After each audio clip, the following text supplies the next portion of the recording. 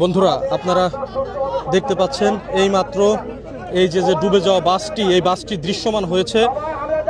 উদ্ধারকারী জাহাজ হামজা, এই হামজা এই বাসটিকে টেনে তুলেছে এবং সামনের অংশটি দৃশ্যমান হয়েছে। আপনারা দেখতে পাচ্ছেন এখানে হাজারো মানুষ কিন্তু ভিড় করেছে। আপনারা দেখতে পাচ্ছেন আজ বিকেল 4:45টার দিকে এই বাসটি দৌলতদিয়ার 3 নম্বর ফেরিঘাটে আসে।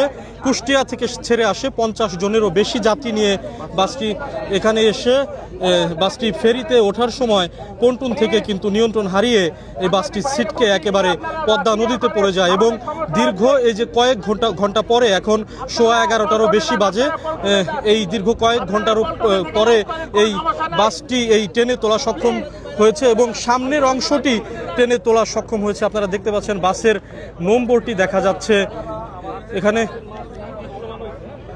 বাসের সামনের যে অংশ, এই অংশটি দৃশ্যমান হয়েছে এবং পুরো অংশটি টেনে তুলতে যে কত সময় ঠিক লাগতে পারে এটি এখনো পর্যন্ত বলা যাচ্ছে না, তবে কিছু সময় এখানে লাগবে, এটি ফায়ার সার্ভিসের যারা কর্মকর্তারা আছেন তারা আমাদেরকে জানিয়েছেন।